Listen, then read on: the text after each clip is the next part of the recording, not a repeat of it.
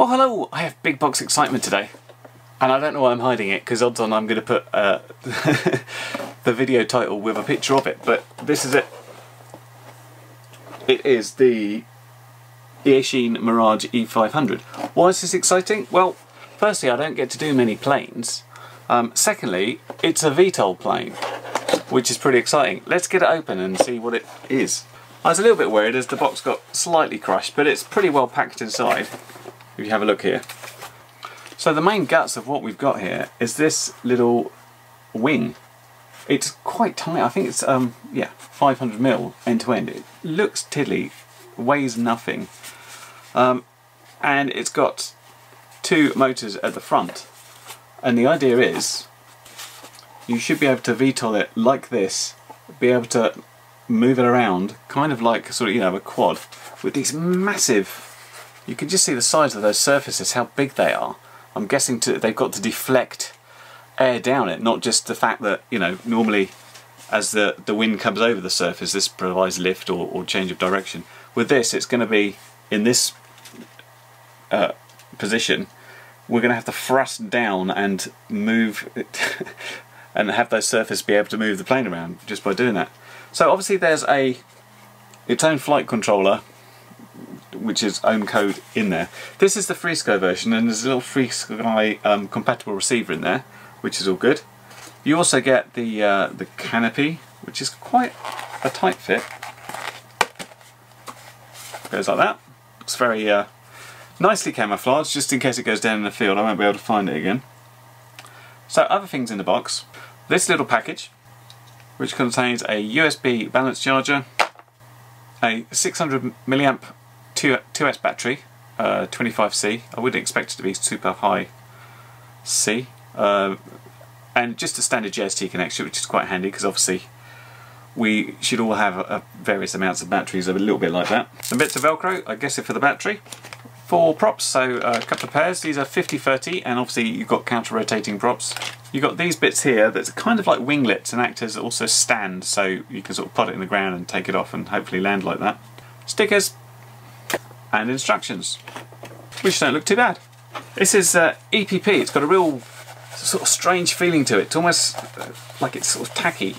I think EPP is the really strong stuff that doesn't break, which could be useful. As it comes, it's just a straight plane. There's no FPV gear.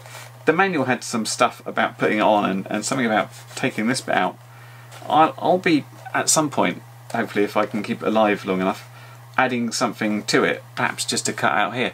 Now, of course, the weird thing is with this is, FPV is going to be fine for doing that. When you come down to sort of land or take off in this position, either you have some servo to move things around so you can see where you are, which is a little bit overkill for a plane like this, or you do a bit of a mix of line of sight and FPV as you transition, because else it's going to be really tricky. But we'll see. It's an exciting little plane.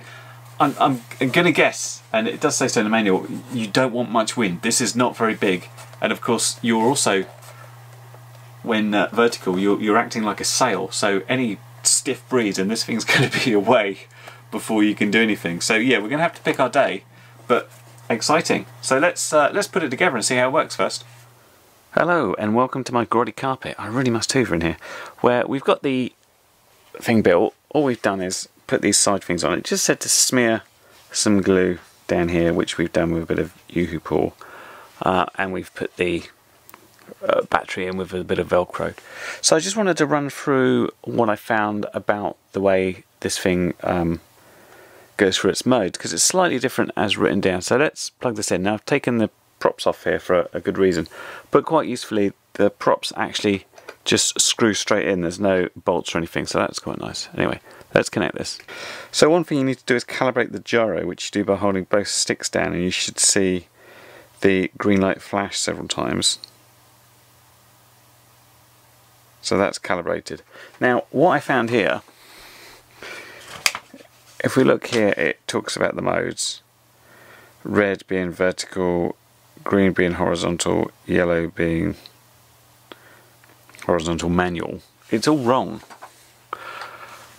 What we've got at the moment is green, which I found to be the vertical VTOL mode. If we just up the things a bit, we've got this aileron stick changes the motor pitch. We've got normal bits there, and we've got for yawing the aileron control, but set up as for a quad. Oh, it just fell safe there, so it was too close. If we change that to this orange mode, I found this to be completely manual, so now it's down to absolute normal wing controls. It's still got, if we start this, it's got differential thrust on the rudder. And then we've got the weirdest mode, which is this one. You see what's happened to the ailerons? It's trying to get it to come here. Now in this mode, you've got no aileron control at all. It's called horizontal mode because I think it wants to stay horizontal. You've got slightly limited aileron control, and all your steering seems to be done by differential thrust, so you have to use the rudder. So I don't know if the idea is you switch straight from vertical into horizontal and then you go to manual, or something different, but I'll have to try that out. Anyway, first I thought I'd try this in the garden or something, just trying to do a VTOL hover, see if it works alright.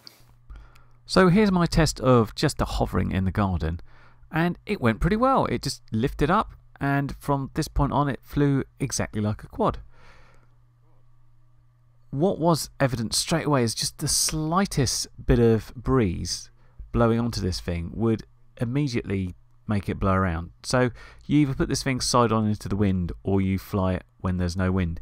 It was remarkably stable though. I was very impressed. So seeing it was so stable, I decided to do a quick hover indoors, and it was absolutely fine. Of course, there's no breeze in here, so it's not going to have a problem. Excellent fun. Well, hello from the field. I've got the little Mirage E500. It's a pretty quiet day in terms of wind, which is good. But the wind's coming towards me, and there's some trees here, so I'm going to have to go out towards the middle of the field. I'm not worried about damaging it in terms of coming down because it's so lightweight. I'm just worried about the amount of wetness there is in the field generally. But we'll give it our best try. Let's see if it gets in the air. We'll obviously try some VTOL land takeoffs and see what happens. I've just walked out here and it's even wetter. It's horrific. But let's give this a try. We should be in hover mode right now, so let's try it. That didn't work very well, did it? I've just done a calibration. See if that's any better. It's going the other way now. No, what's going on? Oh man. Right, give it more of a burst that time, it's alright. Bit worse to wear, but seems to be hovering. Right, now the scary thing is we've got to take it into level flight. Are we ready? So let's go like that. Oh my god, it's working. This is such a weird flight mode. It's all on the rudder stick.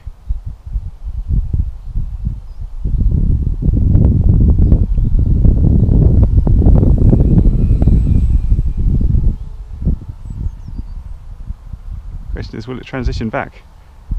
You ready to try this?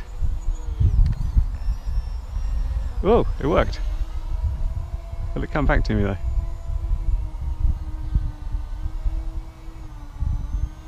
There, that little bit of wind just behind it. It's like, no, I don't want to come back.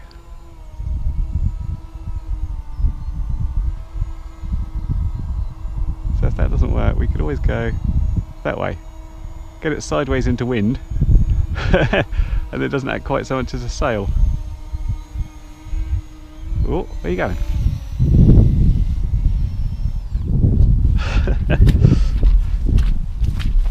So in that situation it seemed to transition on its own.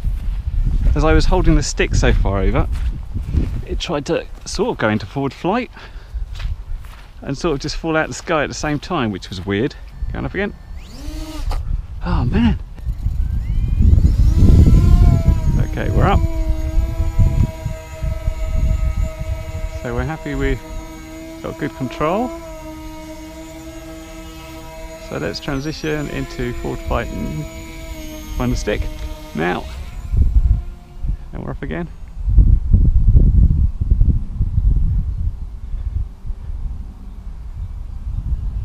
So this is that mode again. So let's go into full manual now. We've got ailerons, hooray!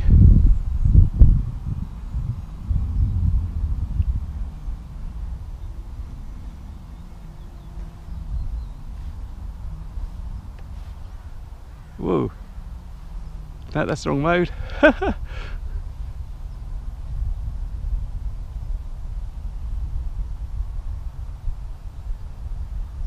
Oh, it's nice and slow. Okay, going into manual. Quick roll there, not necessarily on purpose.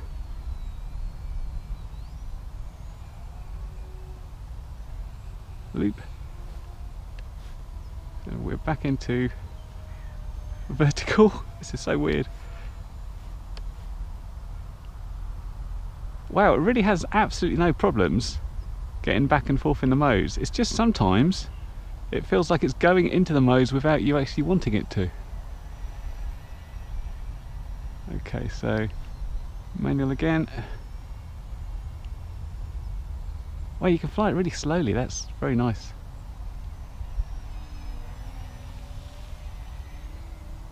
Yeah, it's like if you try and stall it, it goes into its vertical mode, which is really weird.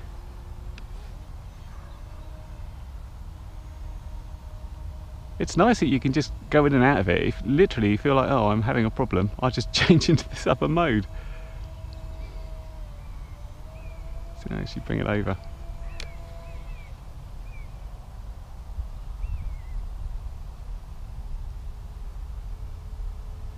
It's weird, it does make it both easy and difficult to fly at the same time.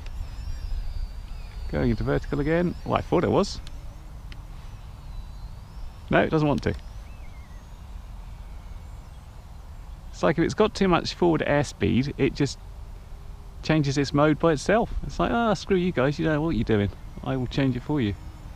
So let's we'll bring it a bit lower, maybe that will help us.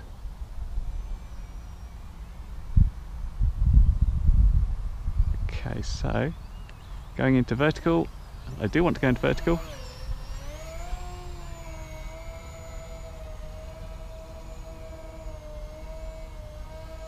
It doesn't want to come towards me.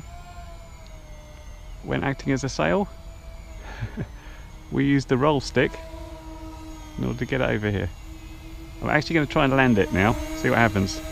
Trying to avoid the massive puddles if I can. Like that one there. Oh my god. Landed! Hooray! That was weirdly intense. It's it's both really easy to fly and really weird to fly, because I think it has some sort of fail-safe that even though you switch the modes out, it's like I'm stalling, therefore I'm going to go into a vertical mode, or if you try and go into vertical mode and it's not got enough throttle to lift out of it, it stays in its own mode. Ah, so weird. Let's give it some more flights. So after that initial maiden, I did a few more flights just to get the feel of it some more, and it was mostly okay. I did a little bit more in manual, where I can tell you it's got quite a roll rate, but it's still got some weird tendencies. And I still had one or two problems when transitioning or not wanting to transition, and it kind of did its own thing and went down.